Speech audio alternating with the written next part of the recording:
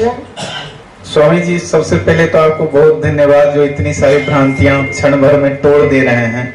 जितनी मान्यता, गलत मान्यता घुसी हुई है, सबको तो मेरे को अभी अब समझ में आ रहा है। ज्ञानी पुरुष जो पाप को भस्मीभूत करते हैं वो अभी मेरे को समझ में आ रहा है बैठे बैठे 2-3 दिन से।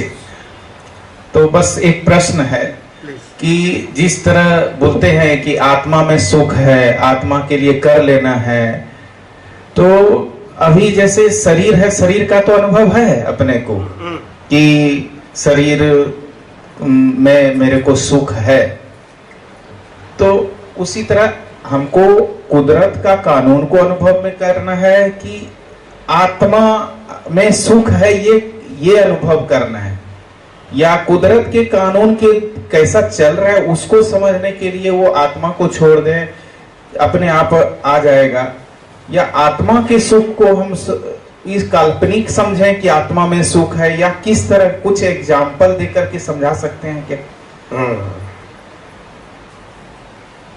या आत्मा के लिए करना कुछ सब, ये क्या है मीनिंग इसका? तिजोरी के अंदर 1 करोड़ रुपया है और तिजोरी जो है वो फायर प्रूफ है, क्या है, अनब्रेकेबल है, क्या है, वो घर के अंदर ही पड़ी है, मगर उसकी चाबी नहीं मिलती है। नहीं समझ में आए? तो हमको रुपया निकालना है, रुपया को प्राप्त करना है या चाबी को प्राप्त करना है? बोलते नहीं है। मगर चाबी से फिर क्या करोगे? रुपया निकलेगा, मगर रुपया क्यों नहीं निकलता है? चाबी नहीं। आत्मा है, आत्मा में सुख नहीं है, अनुभव में क्यों नहीं आता है? चाबी नहीं है। क्या नहीं है? चाबी। आत्मा है कि नहीं, उसमें क्वेश्चन है? नहीं, उसमें कुछ। एक मिनट, स्टेप बाय स्टेप। आत्मा है कि नहीं, उसमें क्वेश्चन है। आत्मा में अनंत सुख है, इसमें क्वेश्चन है, मगर अनुभव नहीं है क्योंकि चाबी नहीं है। 2 क्वेश्चन खत्म हो गए। आत्मा है और आत्मा में सुख है, मगर अनुभव क्योंकि चाबी। पैसा है और पैसे से हम सारी दुनिया की चीजें खरीद सकते हैं, मगर चाबी। समझ में आया? तो ये spiritual science, they give you the master key to open all kind of locks. अज्ञान ने काढ़ो एनी चावी। कई चावी? अज्ञान ने काढ़ो। हूं करू ए अज्ञानता। सकट नो भार जेम स्वांता। सृष्टि मंडाणी सर्व एणी पेरे। योगी योगेश्वरा करे छे कौन ए समझे तो उकले कौन करे छे અને હું કોણ છું? I am an infinite power and I am a non-doer. And Prakriti, they have a limited power and they are doer. So we both are totally separate. Prakriti is temporary, I am a permanent. Prakriti is created by the nature, Prakriti is maintained by the nature, and Prakriti is demolished by the nature. So this is not my body and this is not my any part of the life. It is totally mechanical process. तो अपने को यही समझना है कि ये जो चल रहा है इसी पर हमारा ज्यादा फोकस रहना चाहिए कि ये कुदरत के कानून के द्वारा चल रहा है। जितने हाँ, तो कुदरत का कानून क्यों समझना है वो प्रश्न करो कि मेरे को आखिर आत्मा है, आत्मा में अनंत सुख है, तो फिर मेरे को कुदरत के कानून को समझने की क्या जरूरत है? तो कि कुदरत के कानून समझने से एक एक अज्ञान खत्म हो जाएगा। That is the master key to demolish all kind of ignorance. सभी प्रकार की अज्ञानता को मिटाने के लिए विज्ञान की जरूरत है। विज्ञान का मतलब सनातन सत्य, अज्ञान का मतलब व्यवहार सत्य, और व्यवहार सत्य से राग द्वेष होता है और संसार चलता रहता है। सनातन सत्य से अज्ञान मिट जाता है।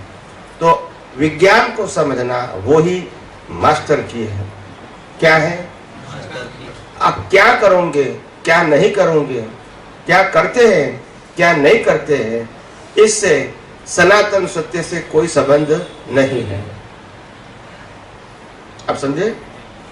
तो क्रिया करने से ज्ञान नहीं होगा, क्रिया न करने से भी ज्ञान नहीं होगा, मगर क्रिया के पीछे हमारा जो कर्तापन है वो नहीं होना चाहिए। आप समझे ना? स्वामी जी, अज्ञान तो धीरे धीरे निकलता है और वो जिस स्पीड से निकल रहा है उसी स्पीड से हम पुरुषार्थ करें तो पता नहीं कितने जन्म लग जाएं। तो कोई शॉर्टकट नहीं है कि जल्दी में हो जाए। उन्होंने कहा कि अज्ञान तो धीरे धीरे निकलता है और कितना अवतार लग जाएंगे हमको नहीं मालूम, तो किसी शॉर्टकट नहीं है। तो पहले मैं बता दूं आपको, अज्ञान लंबा नहीं है। क्या बताया? अगर विज्ञान आपके पास है तो अज्ञान लंबा नहीं है, अज्ञान विज्ञान नहीं है और धर्म है तो अज्ञान बहुत लंबा है। विज्ञान इतना संक्षिप्त है जो मैं आज बताने जा रहा हूं। एक तरफ आत्मा है, प्योर सोल, और दूसरी तरफ लॉ ऑफ नेचर है। दोनों सनातन सत्य है। क्या है? आत्मा वो चेतन सनातन सत्य है, लॉ ऑफ नेचर वो जड़ सनातन सत्य है। चेतन सनातन सत्य, जड़ सनातन सत्य है। समझ में आता है? चेतन जो है वो शाश्वत है, परमानेंट है। चेतन के अलावा सब कुछ है, वो सर्कल है। क्या है? और कोई भी सर्कल सेंटर के बिना नहीं होता है। हम सेंटर हैं और हमारे अलावा सब कुछ क्या है?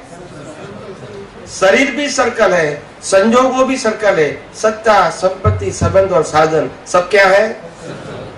सर्कल है। और हम क्या है? सेंटर है। सर्कल की वैल्यू 0 है क्योंकि टेम्पररी है। सर्कल की वैल्यू 0 क्योंकि,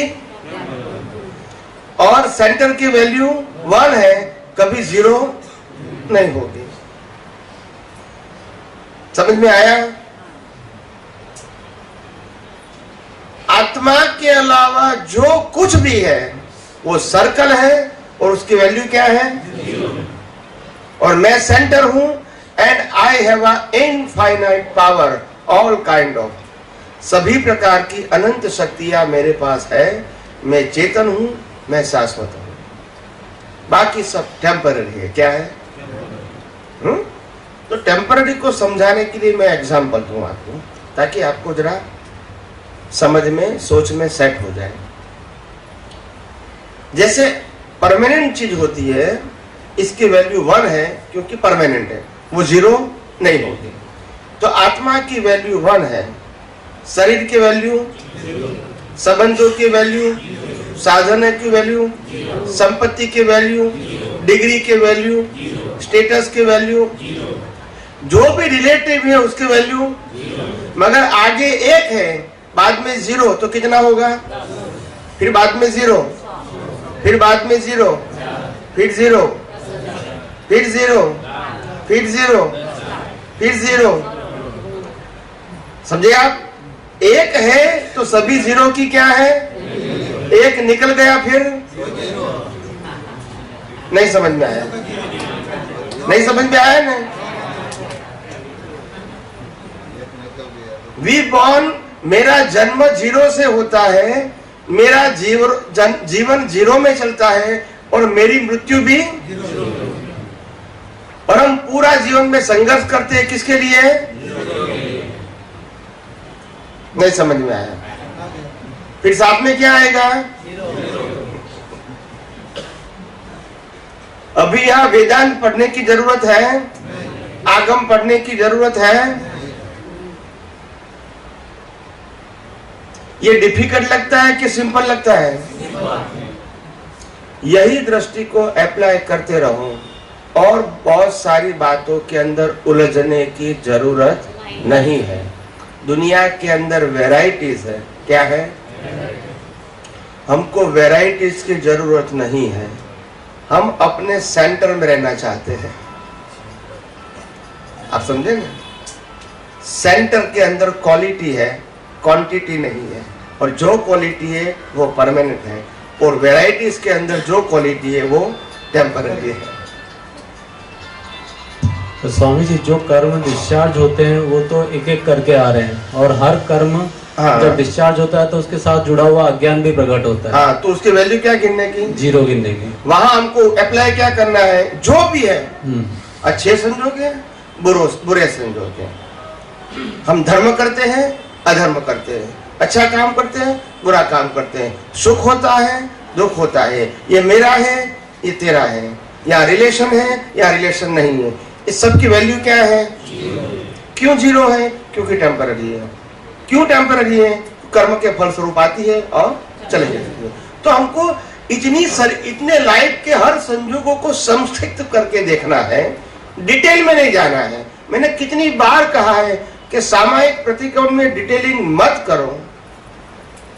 मैंने 1000 बार कहा है, don't interfere and don't detailing.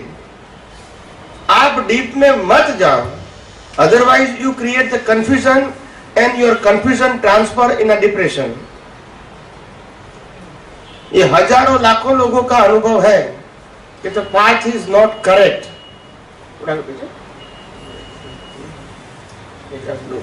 बस बस बताने समझाइए से बताने।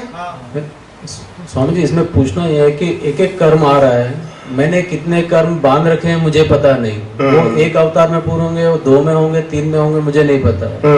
तो ये ज्ञान लगाने का प्रोसेस तो कितना लंबा हो गया, इसको शॉर्ट कर सकते हैं कि नहीं? क्योंकि ज्ञान समझ में आने के बाद ऐसा होता है कि अभी हो जाए काम, इंस्टेंट कॉफी के जैसे, लेकिन होता नहीं है। तो वो जो लगाने का प्रोसेस है उसमें जो तप आता है वो तप बड़ा भारी पड़ता है। वो बराबर है। वो आपका प्रश्न कैसा है कि मेरे को इतने सारे कर्म का भुगतान जन्म से मौत तक करना पड़ता है, और ये श्वास लेना है तो मेरे को बहुत मेहनत करनी पड़ती है। नहीं समझ में आया?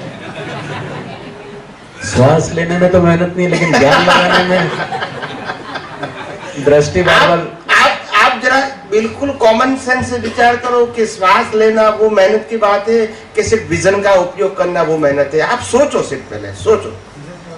विजन का उपयोग सरल है। फिर इससे मैं सर क्या बताऊं? जब श्वास लेना डिफिकल्ट है फिर भी चलता है, तो विजन का उपयोग इससे सरल क्या हो सकता है? यहाँ तो एफर्ट करना पड़ता है।